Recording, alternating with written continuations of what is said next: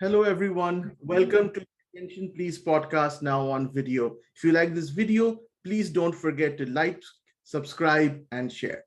So today what we will be talking about is going to be the Indian Premier League season 2021.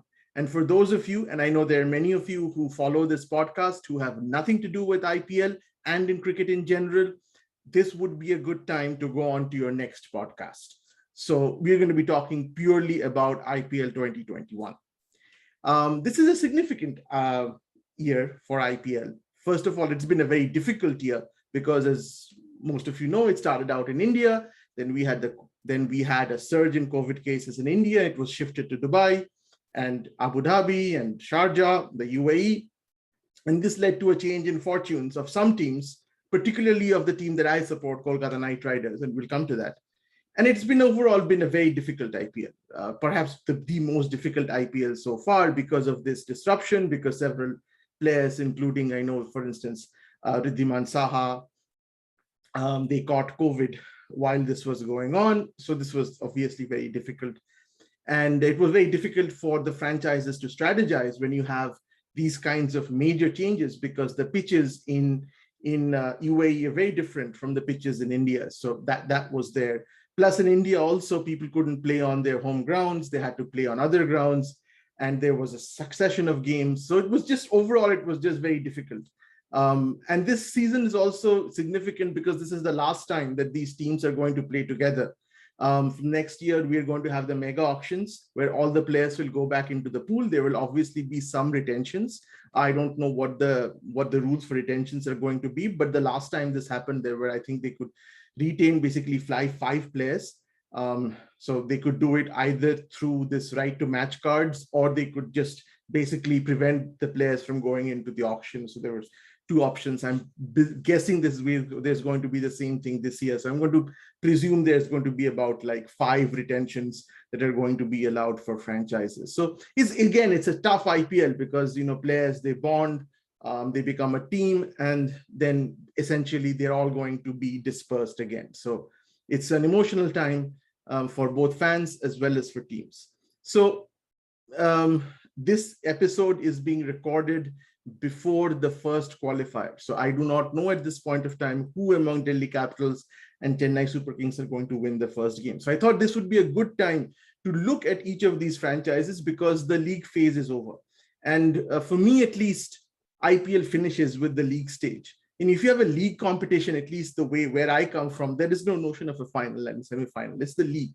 So however you're placed in the league is really what your position in the tournament is. Now in IPL, essentially the league is for who gets to qualify for the final 4, which I've always felt is kind of unfair. I mean, why play so many games when ultimately, there is now this notion of a playoff. So the 1 and 2 have one less game they have to play in order to qualify. But even then, one would presume that somebody who's played so many games should automatically, and comes first, should automatically, at least in my opinion, should be given the trophy. Anyways, so let's start with the teams in the order in which they finished in the league stages. So let's first start with Delhi Capitals. So Delhi Capitals has been one of the most improved franchises over the last few years. Delhi Capitals used to be the butt end of most of my jokes, at least. And one of the big reasons why they used to be the butt end of my jokes was every year they would go to the auction table and they would basically buy everybody. And then every year they would let everybody go.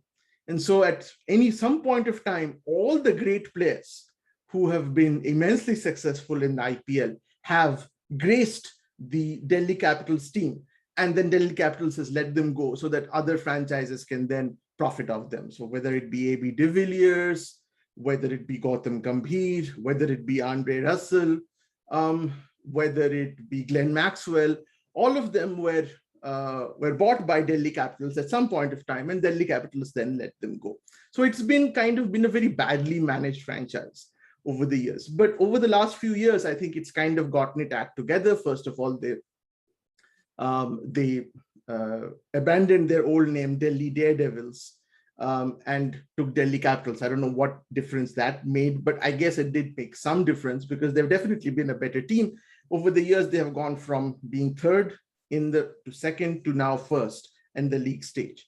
And this I guess is a great Kejriwal achievement. Now you can say that Arvind Kejriwal had nothing to do with this, but that doesn't prevent him from taking credit for many other things. So he might as just as well put on a full page advertisement in a newspaper. I'm kidding, of course. So the reason, and one of the positives, is they've invested a lot in creating a very stable core. That's really what they didn't have before. So as we have seen over the years, IPL teams generally tend to do well, no matter what the constitution of the players are or how you compose the team. But as long as there's some level of stability, and stability as in the team is fairly constant throughout a tournament and between tournaments, in that respect, players seem to tend to know what their roles are, and they have some kind of job security and they perform better. So this is again something which Delhi Capitals has consistently, I would say, lacked. So they have not allowed this kind of stability, and over the last few years they have. I think they have gotten with the program. So I think one of the good things that they have done, and this will be fairly obvious to anybody who's following the game, is they have maintained and aggressively pursued a very strong Indian batting and bowling base, a core of the team, which there is Dhawan, there is Shaw, there is Iyer, there is Pant, and they have backup with Rahane. They have good bowling with Ashwin and Aksar, which is essentially a frontline spinning 1-2. And then they have also buttressed their team with very strong pace bowling. So Norrie, it's a great buy. They picked him up from KKR again, another franchise which does not know how to retain their talent. And they also bought Rabada. And they have also, and this is something which Delhi was particularly not good at, which is uncovering hidden talent. So they always used to buy big talent and then they would let them go. But they found talent in Avesh Khan.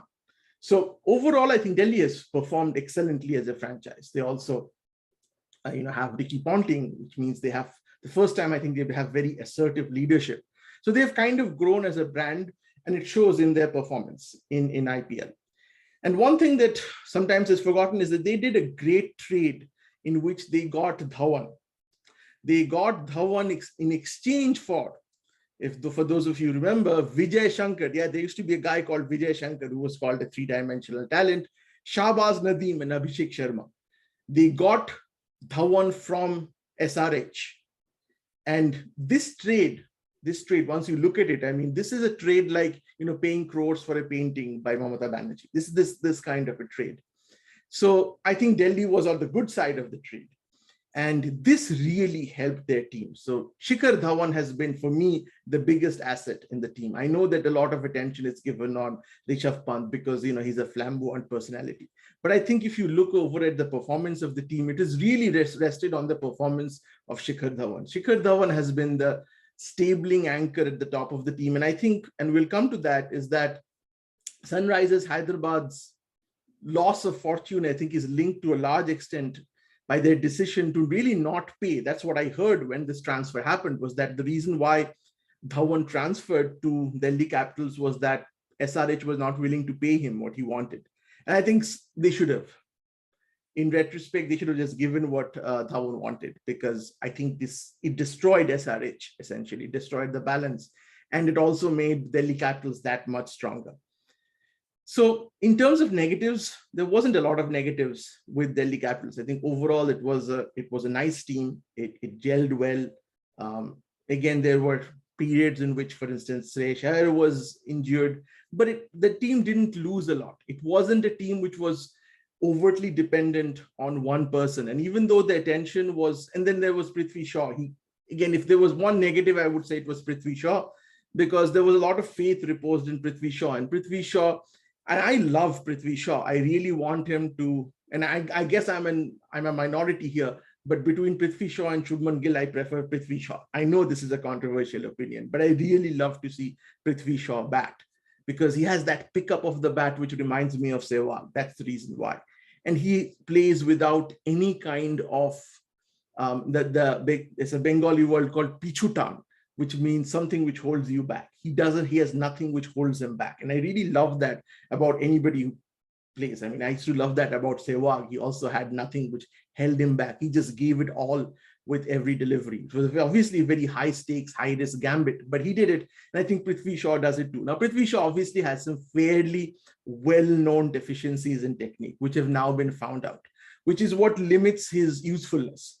But I still love to see him play. And if there was any kind of negative, I would say, is essentially that I think more was expected from Prithvi Shaw. He won quite a few games for Delhi Capitals, by the way, because he's that kind of guy who, on his day, he's devastating. But I don't think the Delhi Capitals' expectations, and even Indian cricket fans' expectations, was that he would be like Yusuf Pathan. But he's increasingly becoming like Yusuf Pathan. That he usually will you one game, maybe a season, but that's about as much as you can trust him to win. And I just feel that as a talent, he was way ahead of Yusuf Pathan.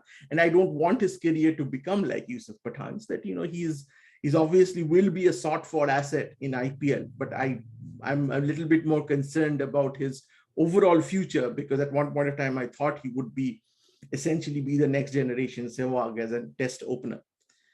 So in terms of retention strategy moving forward into the next season's mega auction, I would think that they would definitely are going to retain Dhawan. They're going to retain Iyer, and they're going to retain Rishabh Pant. Even though Rishabh Pant's captaincy may be, but I still think that they're still going to go with Rishabh Pant as a captain. And if there are 5 cards, I would put them on 5 retention cards. I would put them on Dhawan, Iyer, Pant, Aksar, and Rabada. Norrie, Norrie was a great buy from Calcutta, but between Rabada and Norrie, I would choose one. I don't think you don't have more than 5 cards as per the last mega auction. So again, I would have to say that you'd have to have Dhawan, Iyer, Pant, and Aksar. These 4 guys automatically select themselves. Ashwin, no. They have to look beyond Ashwin at this point of time. I think Ashwin's is decreasing returns at this point of time. And between Rabada and Norrie, it's a toss-up. I think both are extremely valuable and bring a lot of value. So next team, Chennai Super Kings. Now this team has belied skepticism. Last time when they created, even in the last mega auction, I felt this was like creating the Margdarshak Mandali or whatever it was, which was, if those of you remember, was basically Narendra Modi taking all older elements of the party and creating this committee of no importance.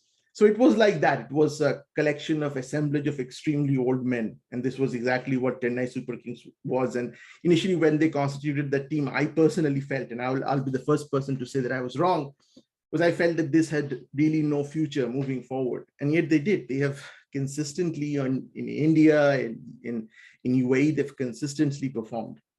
And if you ask me, I don't know how, because every time I look at them, I see how are they going to do it, but they managed to do it. And especially if you look at the form of Dhoni, who is basically metamorphosed into the ideal executive manager in the sense that he does not perform.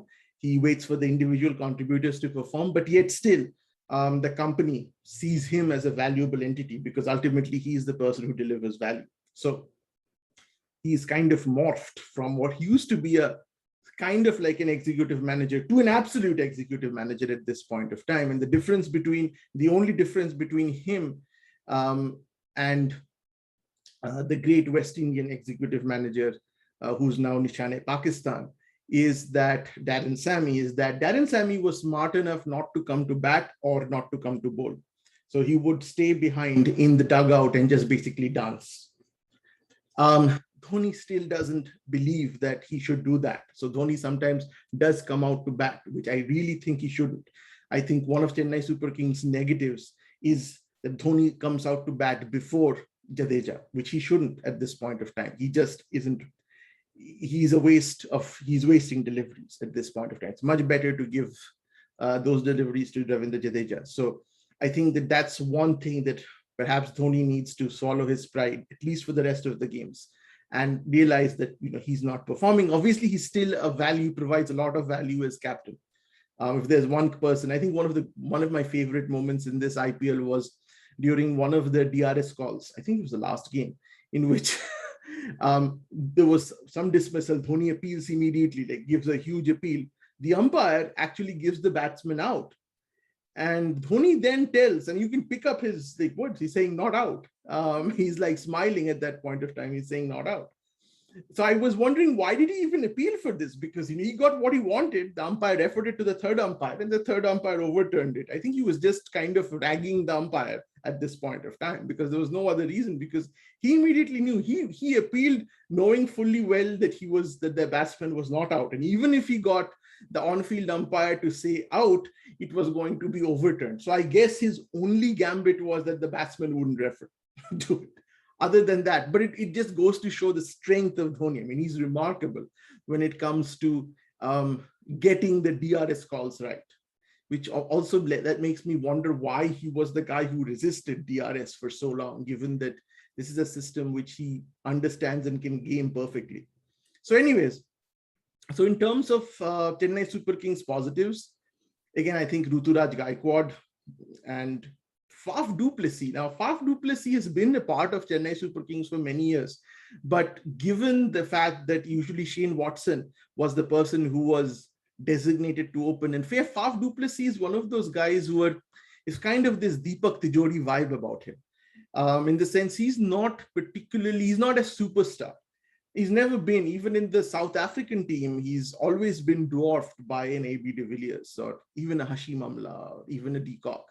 So you never really notice Faf du Plessis, even though he's been playing for many years now. And so Faf du Plessis over the last few years, once that, Shane Watson has had his star on the descendant, and he's old too, and now he no longer is retired. Now Faf du Plessis has kind of stepped forward, and you get to see how good he is as a batsman. And given a tenure at the top of the order, I mean, he's not a guy he's not a Gale, he's never was a Chris Gale or an ABDV kind of a batsman. So he needs a little bit of time to get going. And he's provided the stability at the top, which really Chennai Super Kings have needed, because they have dodgy talent, I would say, in the middle.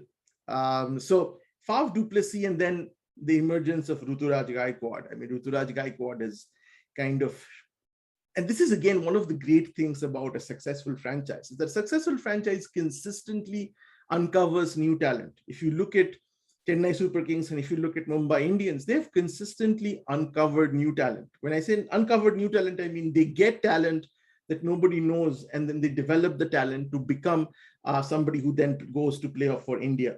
So Ruturaj Gaikwad, for instance, I mean, he's now at a stage where he has consistently performed across seasons, and he looks a very solid batsman. Again, excellent T20 batsman, and he is essentially the future of Chennai Super Kings at this point.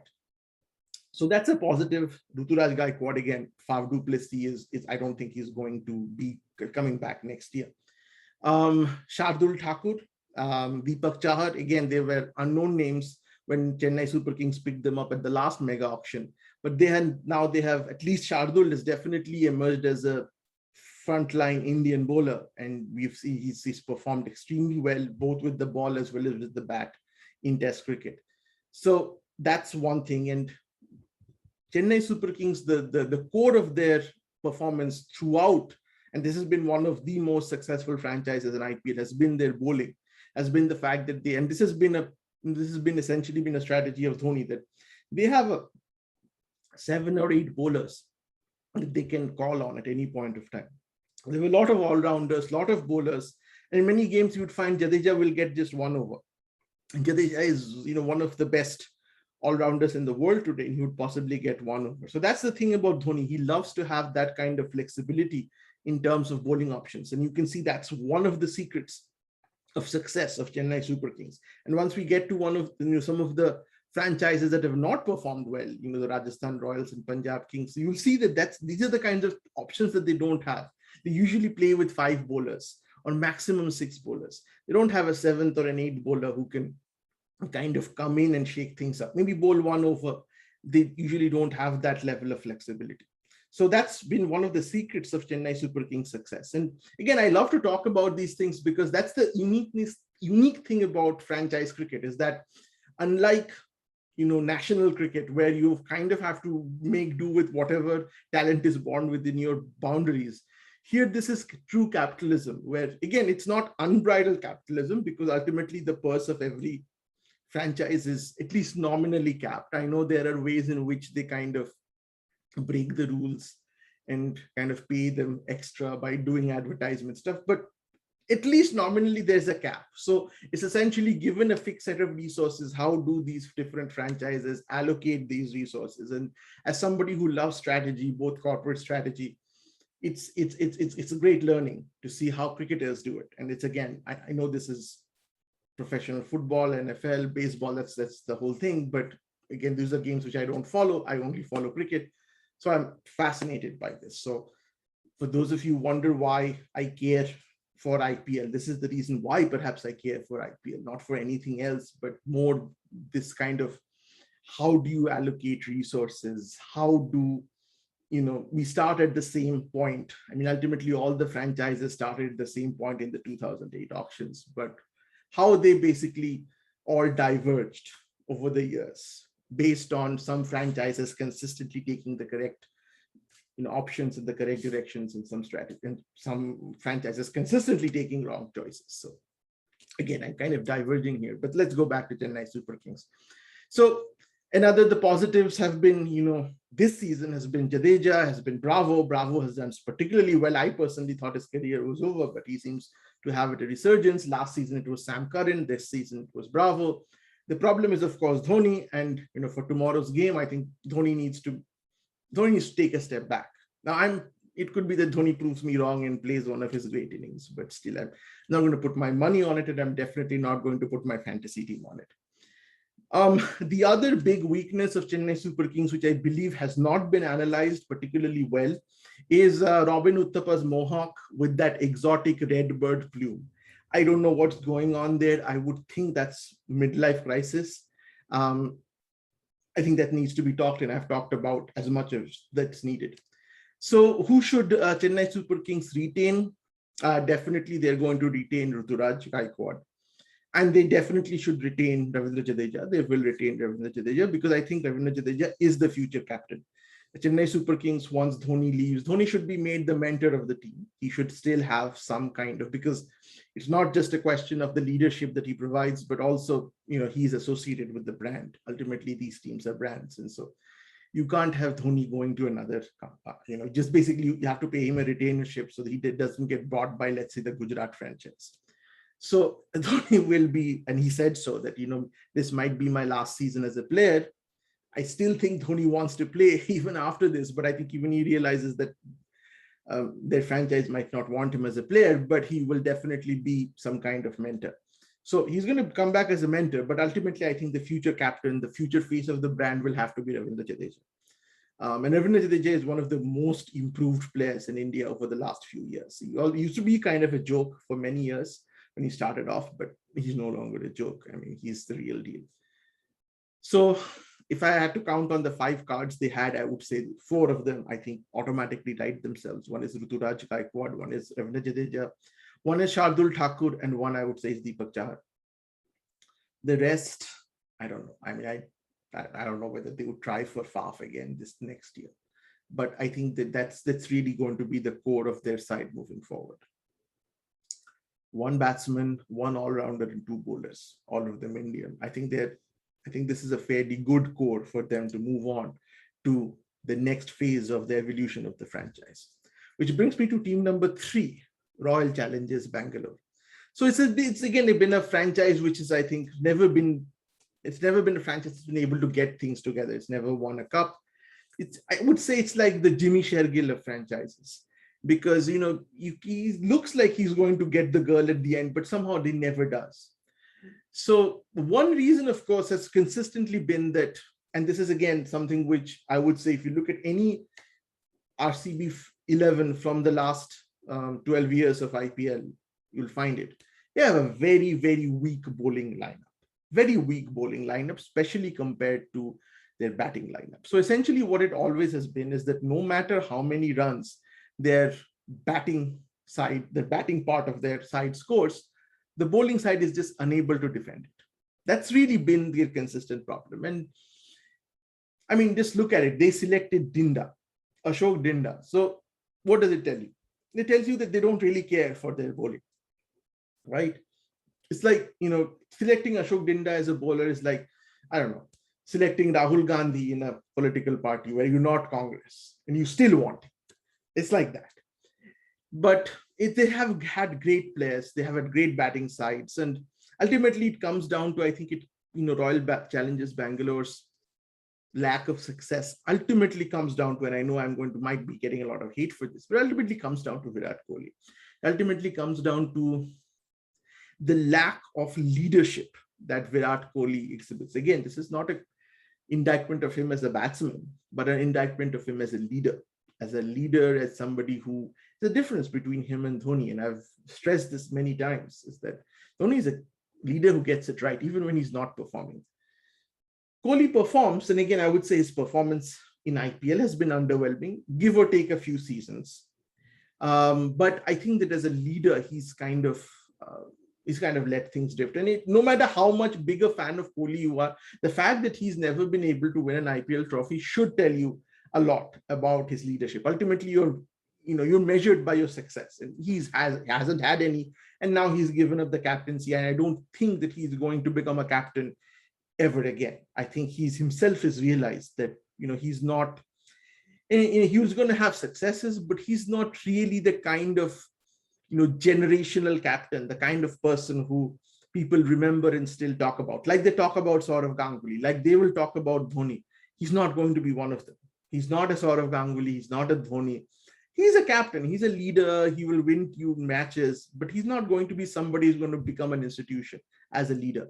That's going to be part of his legacy. He's realized that, and I'm glad that he's realized that. What would have been worse if he was to try to extend in his life because of his ego, which obviously he has. So positives this season. Well, I think one of the things that RCB has managed to do, which I think very few franchises have done, is they've been able to get Glenn Maxwell to perform consistently. I don't know what system of incentives they have created, but whatever it is, I salute them for that, because this is again, bar one season for the, at that point of time, differently named Punjab Kings. I mean, Maxwell has been one of the biggest disappointments of IPL. And I think that one of the reasons for that has essentially been Maxwell himself. Maxwell is a very, very talented batsman, again, in the T20 context, but he just hasn't seemed to take IPL seriously. It's a kind of, he always gives me this impression, like many other Australian players except David Warner, that they basically come to IPL to cash their check, that they're not really focused. They tend to think of this as something which is, taking money from the natives, I guess. I don't know. There seems to be this something, that smile, that laugh. And he's not the only guy. They just don't seem to be there. They just seem to be coming in, taking the money and say, kya chutiya bana, kind of thing. Except David Warner. He's been the only guy who I've felt who's really, really, really been passionate about his team. And I'm going to come to that, which is why I feel terrible the way SRH treated him, because he was the only guy I felt, Australian, one of the very few foreign guys who really cared for the team and for the franchise. He's a very emotional guy. He's a little different from most Australians. I mean, he's aggressive, but there's a kind of, very desi emotion about him. And I felt that, given what he has done for the franchise, there's very few people. I mean, look at his numbers. I mean, I'll come to that. I'm getting ahead of myself. I was so disappointed by, the way the SRH treated David Warner. It was just terrible. So coming back to RCB, they've been able to get something out of Maxwell consistently. They've uncovered Devdutt Padikkal, who's again among the two Devdutt Ps that we know, definitely my favorite among the two Devdutts that we have in Indian consciousness, who are Devdutt P. Dot. I'm talking about Devdutt Patnaik, obviously, but so I really like Devdutt Padikkal. I love watching him bat. I think he's very smooth the way he bats. He has that, the class about him, which again, I can't really say about many other batsmen. He has that thing about him. I think he's a long-term prospect. I think Washington Sundar, Mohammad Siraj, strangely Harshal Patel, I never thought is going to be anybody, but he had a great season. He seems to be a very different bowler. So they have a very good Indian core. So they've, for the first time, again, but with Bangalore, you never really know. I mean, At one point of time, if you remember, they had KL Rahul, and I thought they were grooming him till they just let him go. So again, with RCB, I don't understand what's going on. But again, the negative is going to be that they've always have bad bowling in it. Any point of time when I'm KKR and I'm playing against RCB, my main thing is, all right, it's RCB's bowling. So no matter what they scored, that's going to be there. The only other thing is, is this season the end of the road for AB de Villiers? Now, AB de Villiers had a fairly good time in the early part of the season, but he's really been out of it in the UAE league in the UAE part of IPL 2021. And ABDV is one of those rare talents. I mean, him and Chris Gale, are one of these ageless talents who they kind of belie expectations of performance. You think that at some point of time, obviously the performance is going to drop. With Gale, it's starting now. It started for a few years, but still he has the ability to, change a match even now at this age. And I would say that's the same thing for ABDV. So, but the question is it the end of the road for ABDV? I still don't think this is his last season. I think he will be back, but I'm not sure that he would be worth Royal Challengers Bangalore retaining him. Maybe on a right to match card, but definitely not on a retention. Though you would think that ABDV is a person who, if any franchise have him, they would retain him. So what are their retention strategies? I would say obviously Kohli will be retained because, Kohli is their brand. I don't know. I don't know if everything is right between him and the franchise. So I'm not too sure, but he did say that he will always play for Bangalore. He'll always play on the red jersey. Though if the Gujarat franchise, which is coming up next, has a red jersey, I don't know, who knows. I think Maxwell will be retained. Hopefully they do that because I think Maxwell has done enough to deserve to be retained for them. Padikkal will definitely be retained. And maybe Harshal. I'm not sure about that. But I don't think ABDV should be retained. Yeah, right to match, maybe, but at this point of time, I don't think his performance, I don't think is likely to improve. Which brings me to my own franchise, Kolkata Knight Riders. So this is again, Kolkata Knight Riders, I love to hate on them. I've been disappointed with them, their performance, some of their decisions, and despite their pretensions of money balling, I would say it's been a poorly managed franchise. I mean, think of it. They gave away Surya Kumar Yadav. They gave away Sanju Samson. I mean, who does that?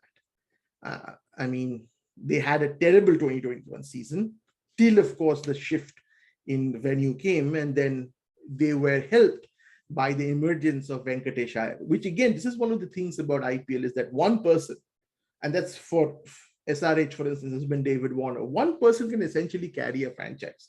When the horizon is 20 overs, you don't really need you just basically need other players to kind of stand up and do their jobs. But you don't really need everybody performing at 100% like you need in a test match.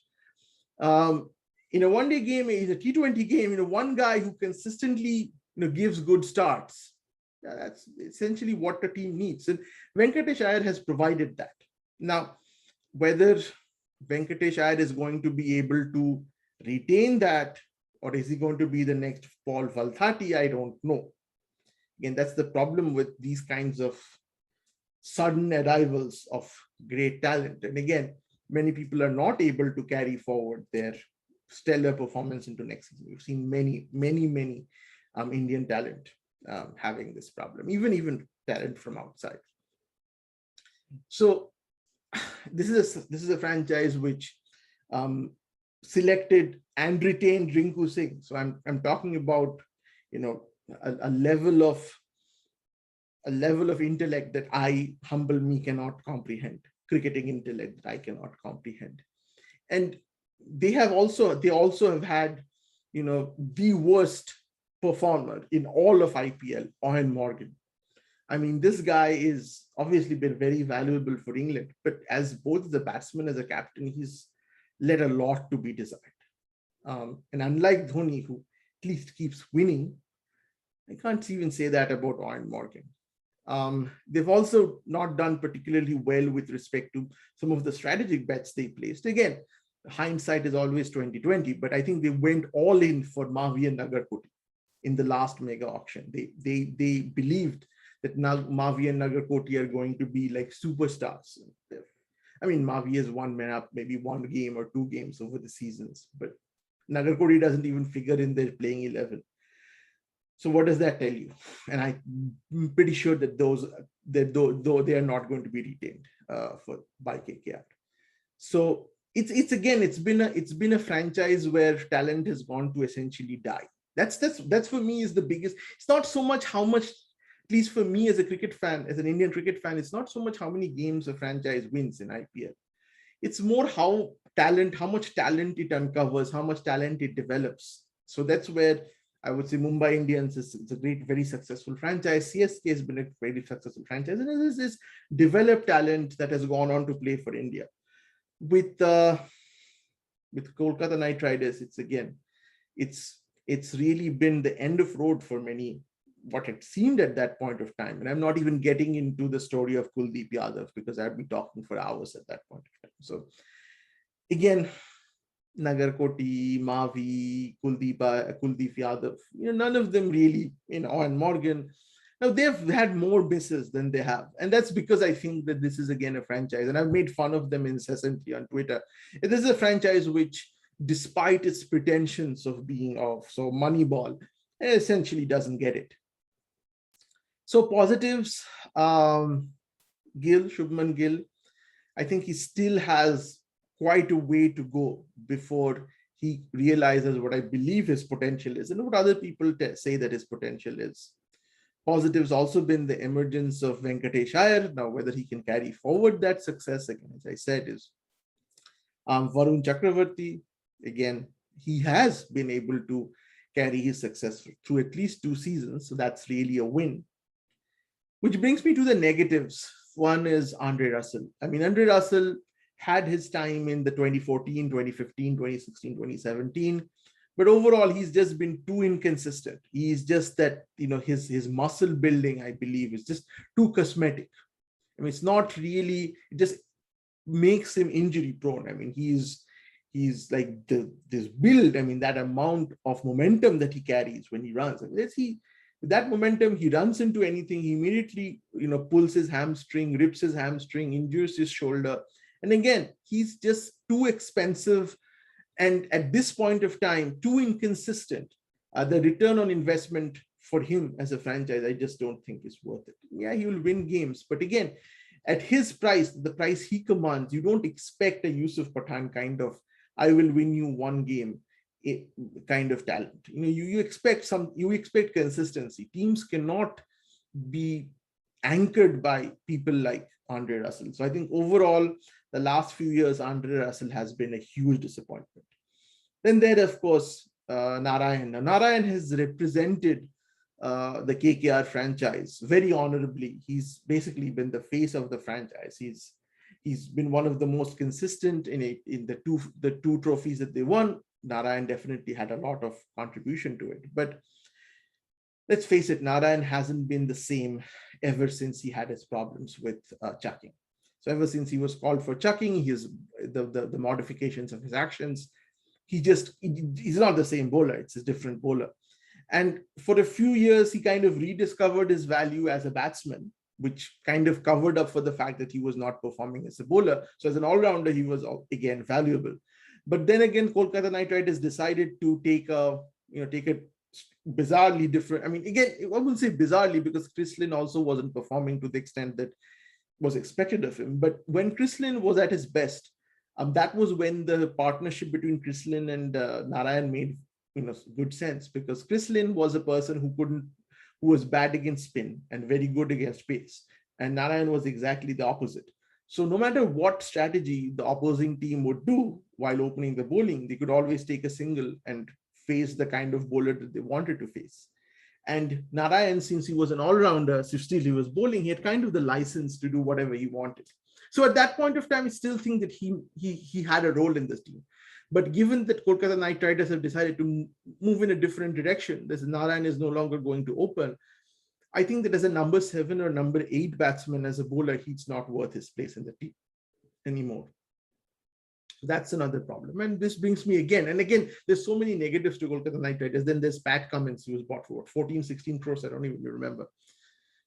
What a big disappointment he has been. Now, he performed kind of okay on the Indian leg of this tour, but come on, for the amount of money that is being paid for him, it's not what you expect, right? And again, he's again one of those players who I believe does not bowl at full tilt for IPL.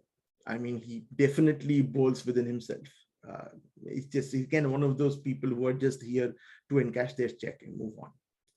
So I like Cummins, of course, as a seam bowler, as when he represents Australia. He's a very passionate, very highly talented person. But again, with IPL, I just believe that he basically counts the clock and goes home. And again, there was no sense in selecting Cummins, because at that point of time, Kolkata already had Loki Ferguson. They had an express foreign pace bowler, and Loki Ferguson is a much better option than Cummins, and he's shown it in terms of his performance. You should just look at his performance via Cummins, whatever he's being given the opportunity. And remember, at that point of time, Kolkata Knight Riders also selected Norrie, who never played. He had an injury and they let him go. And Norrie is just like, if they just had Loki and Norrie, both of them, why would they then need Cummins at all? They had two super talented T20 pace bowlers who could really crank it up. So again, this is again symptomatic of the kind of poor decision making that has plagued KKR. And the reason why it is at least number 4 was that they just basically had a very good UAE season, and that's predicated purely by the success of Venkatesh Iyer.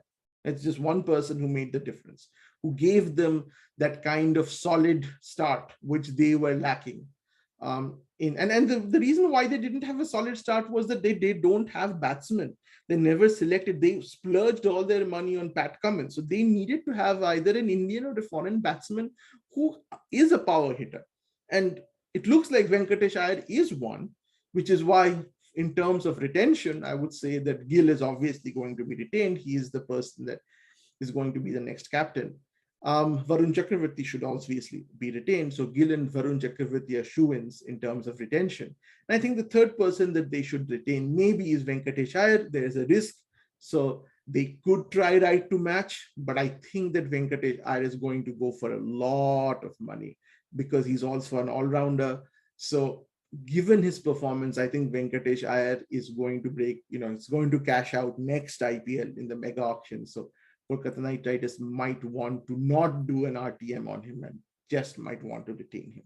But again, there is the risk that he might come out and become the next Paul Valthati. I hope he doesn't, but yeah. And this team is, of course, Mumbai Indians, the Yankees of IPL. This Mumbai Indians has had over the past few years. I mean, their performance has been stellar, 2 times champion, and they assembled at the last auction. Essentially, I would say, on paper, the greatest IPL squad ever assembled. And the fact that so many members of the Indian T20 World Cup are coming from that team tells you something. And again, this is a franchise which has taken unknowns and has made them. So Hardik Pandya was an unknown. Bumrah was an unknown. So these people haven't just brought Banaya talent from somewhere else. They have made this talent. So this is again, and I haven't been paid by Ambani, by the way. So neither do I have a Geo. So this franchise again has, of course, the strength of the whole Geo network. It has the presence of God as well as the Son of God. So they have their bases covered. They began the season very well. They were playing in conditions that they had made their team for, and now they had a dip in their fortune, got pipped by KKR. But I still think it's a good team. It's still a very good team on paper.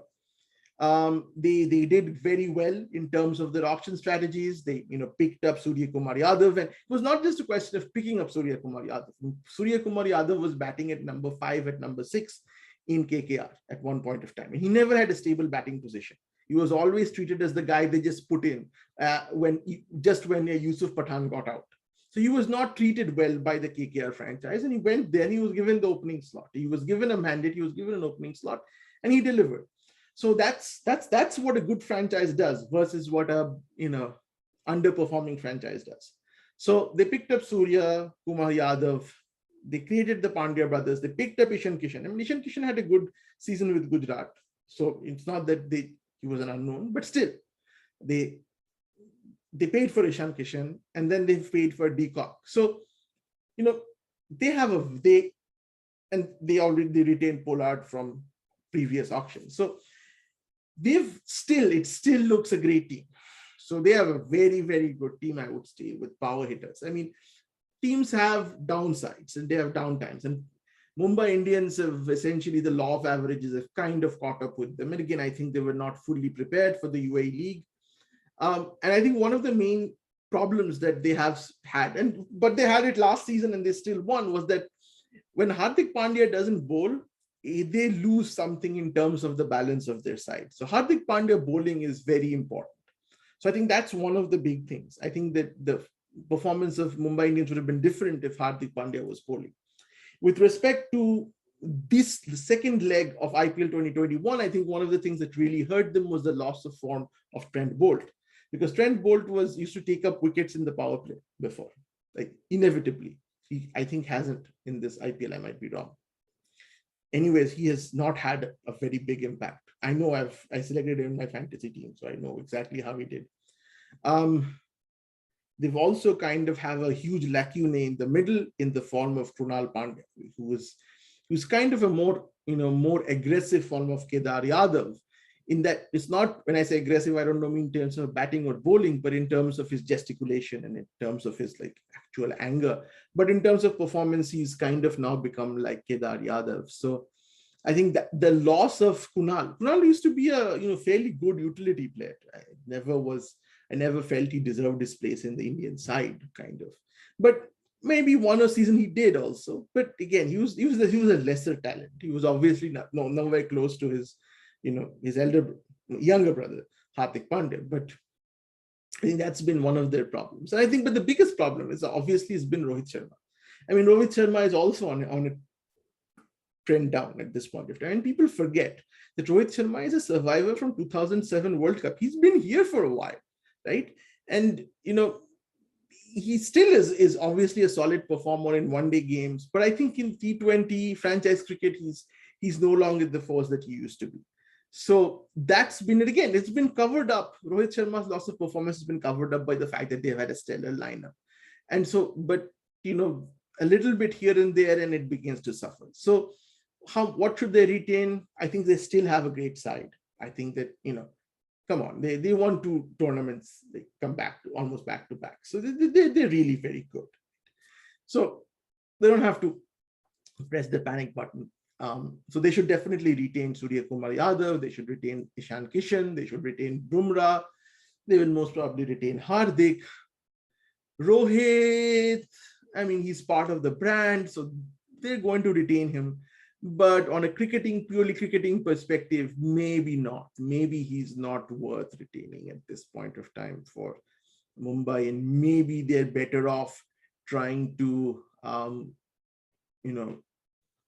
make Pollard the captain and essentially create it's a little difficult having a foreign captain, I believe, but maybe that's their best way forward. But again, I don't know.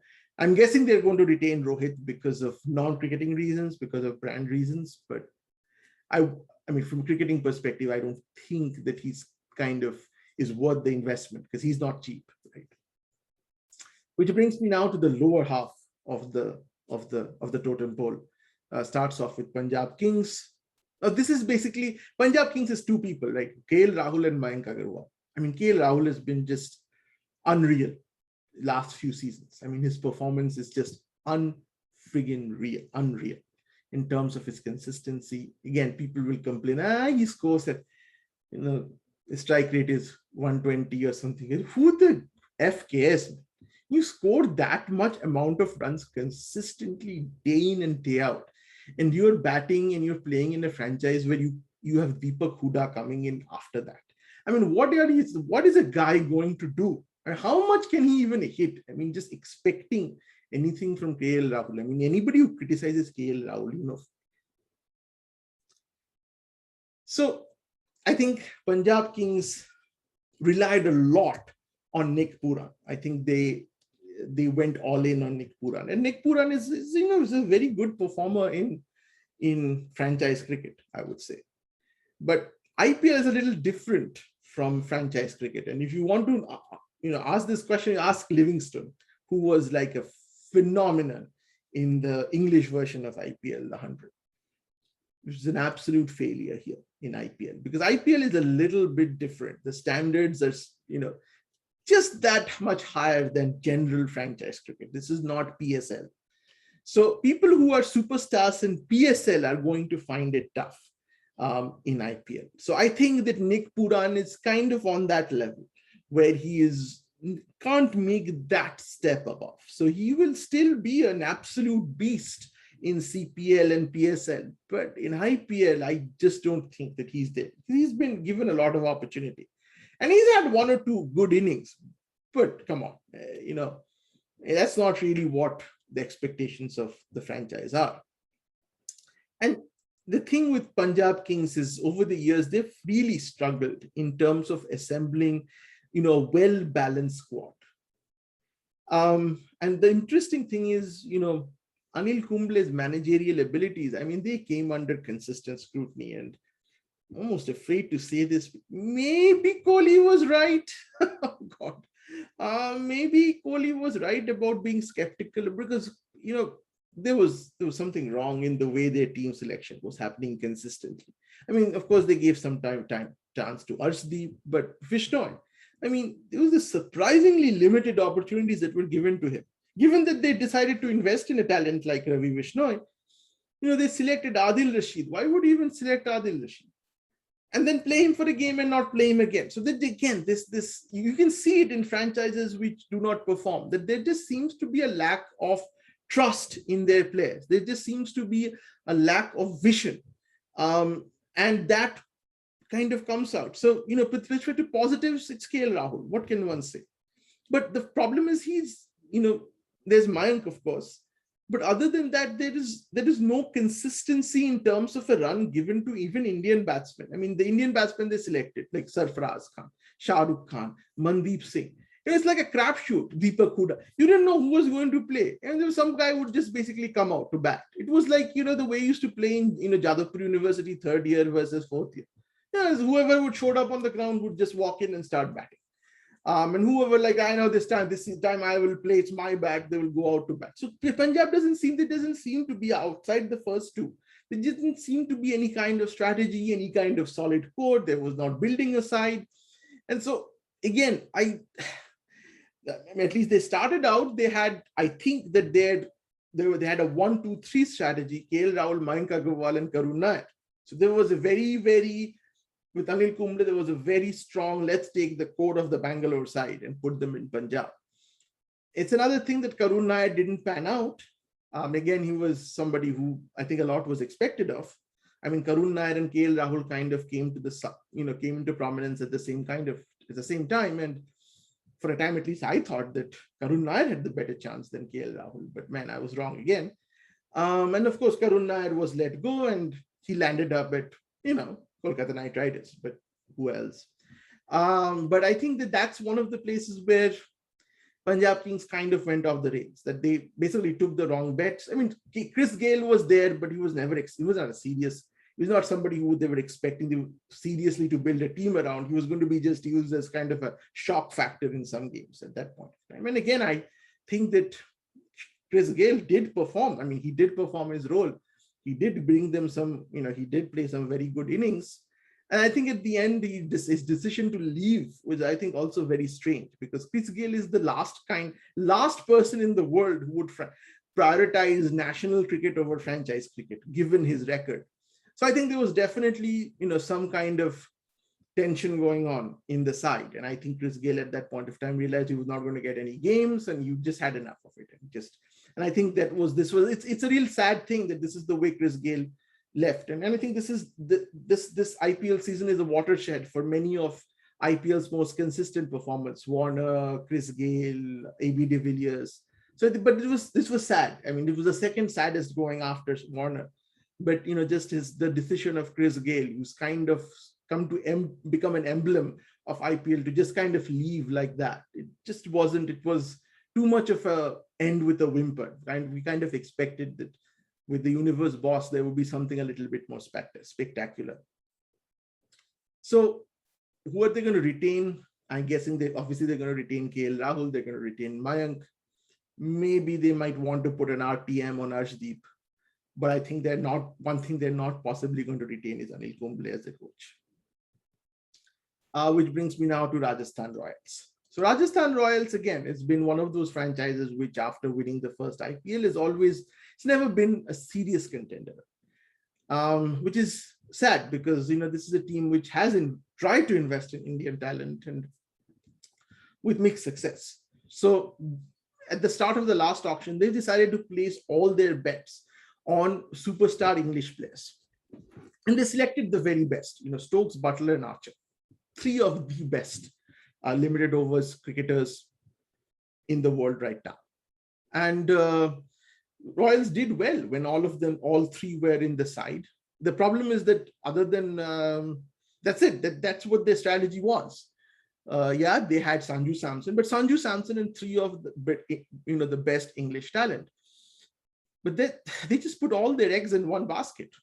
And again, the best last few years, Royals, the best performance coincides with Archer being in their team. He was absolutely unbelievable. I mean, some of his performances, some of the pace and the accuracy with which he bowled, he was virtually unplayable. And Archer is like that. He's very prone to get injured, but at his best, he's a sight to behold. So again, Royals best, but ultimately a franchise has to build itself on 11 players. It can't say, oh, we will focus on 4 and 5 players and we'll just fill in the rest 5 or 6. No, maybe you can fill in 1 or 2, but you can't fill in 5 or 6. And that's really where Punjab Kings, Rajasthan Royals, all of them have suffered from that. And Sunrisers also in the later part is that they've essentially have a list of 4 or 5 wildcard, starts. And for those of you who know what regular expression is, and you can't really build a team like that. Your team has to be stable. You have to know exactly who your first 11 is. And the unsuccessful franchises kind of never figured out who their first 11 is. So with Royals, they had Archer. There was a phase in which Rahul Tewatia did pretty well. And again, Rahul Tewatia has that Paul Valthati thing. His performance has totally fallen off.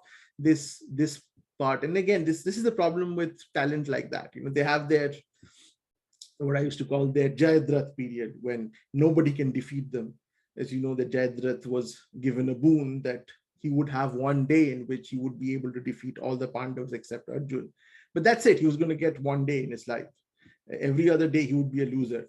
Again, I'm not calling Rahul Tewatia a loser or anything, by the way. But I'm just saying that there are seasons in which they look like they are the best players in the world, or nobody can defeat them, and then then of course they are found out. And the reason is that simple, because in this day and age where there is so much analysis that goes on with respect to bowling actions and with respect to initial trigger movement of their feet while facing the ball, it's very difficult for batsmen who have vulnerabilities to survive because they get caught out. Essentially, it might be that it takes some time for people to cotton on to what exactly they're doing, but their secret is usually out. And the challenge for players who have a great first season like Venkatesh Iyer is to be able to evolve, is to be able to fuse those, is to remedy those vulnerabilities and improve. And not all players can do it.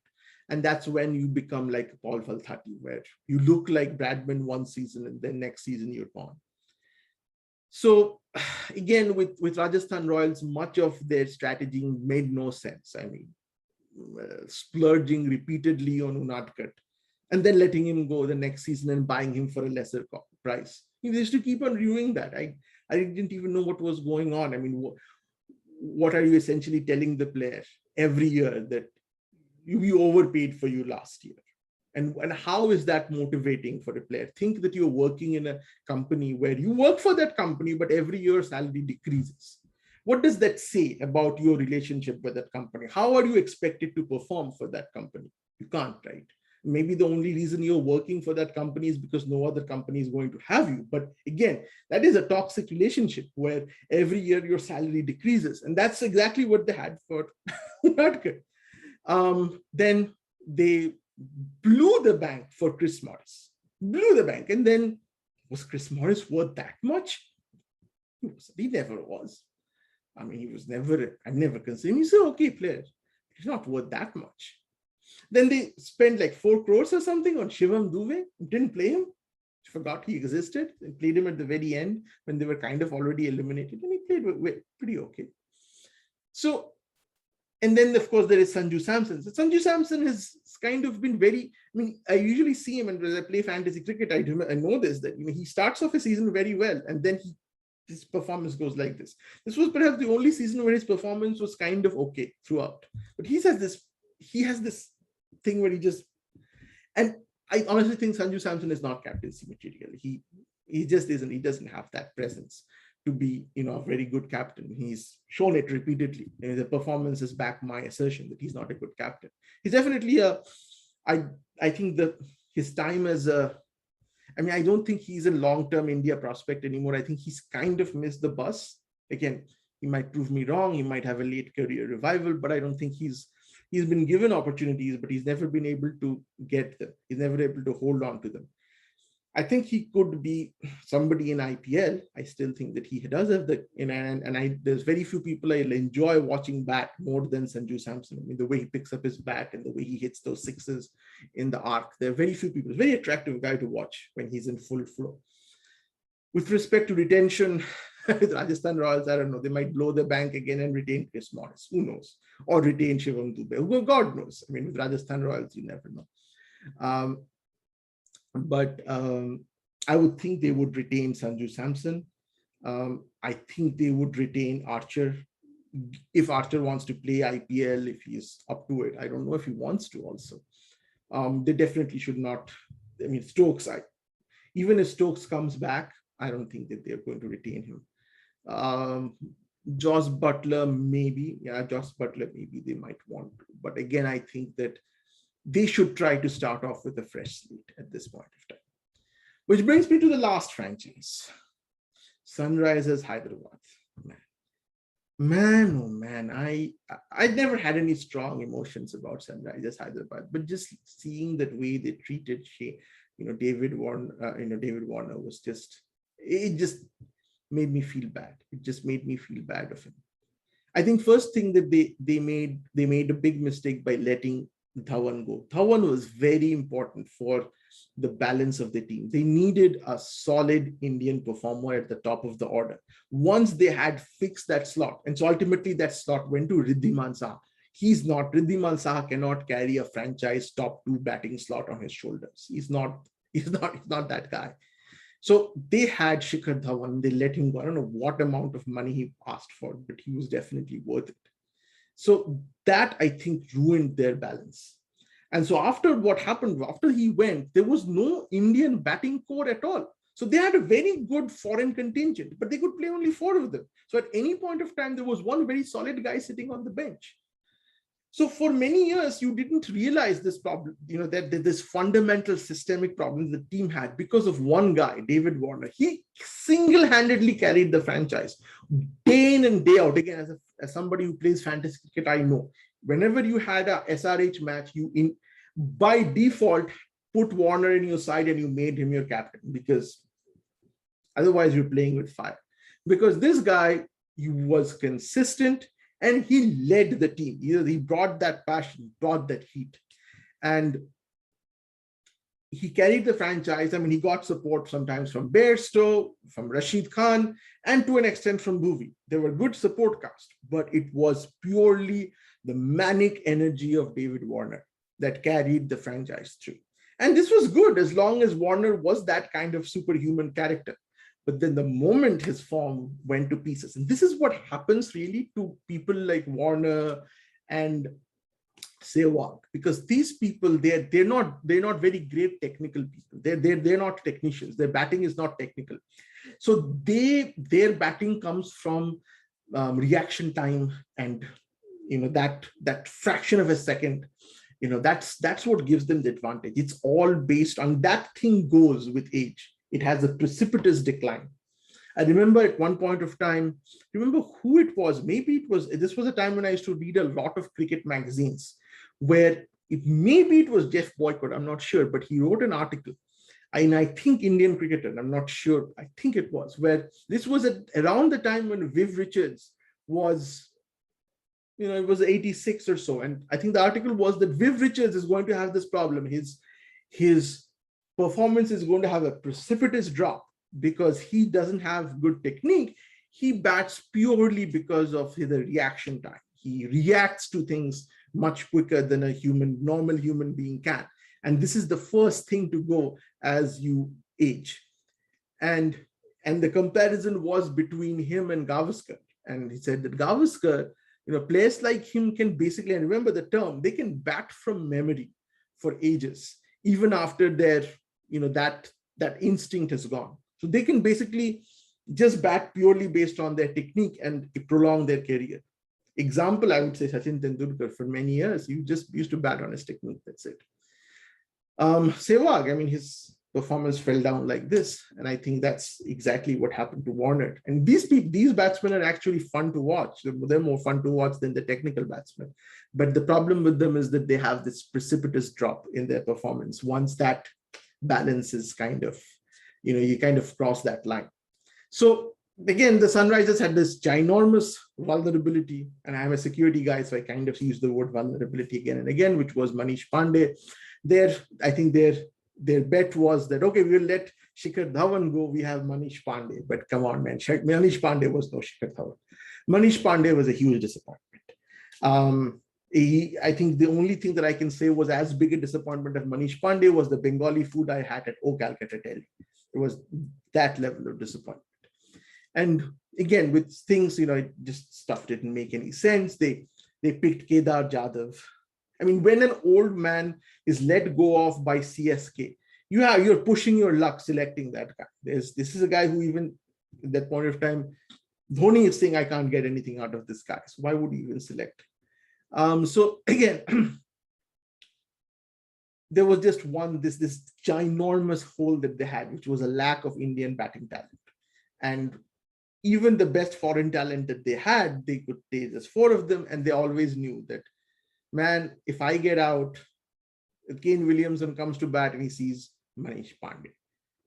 And that's not what you want, Kane Williamson to see. It just doesn't fill him with confidence to know that, okay, if I get out playing this risky shot, then it's all on Manish Pandey, and then it's on Kedar Jadhav. So who should they retain? I don't know. I don't think anyone. Okay, Kane Williamson maybe. Kane Williamson is perhaps the only person they may want to retain, but I don't think they should retain anybody else in their side. I think Bhuvaneshwar Kumar also, no, not anymore. Last auction, yes. Rahul, Rashid Khan, yes. So they should retain Rashid Khan because Rashid Khan will be expensive on an RTM. They should retain Rashid Khan and they should retain Kane Williamson, but they should try to go for Indian talent. So I'm sorry, there was a call, so I had to stop. That's it. That's it, I would say, for today's podcast. Thanks everybody for listening, and I'll see you next week with a new topic. Again, this time it won't be IPL, hopefully. So those of you who are disappointed by the fact that I spent, 40 minutes, 15 minutes talking about IPL, forgive me for this week. I'll be back next week. Till then, please do share, subscribe, and like this channel. Bye-bye.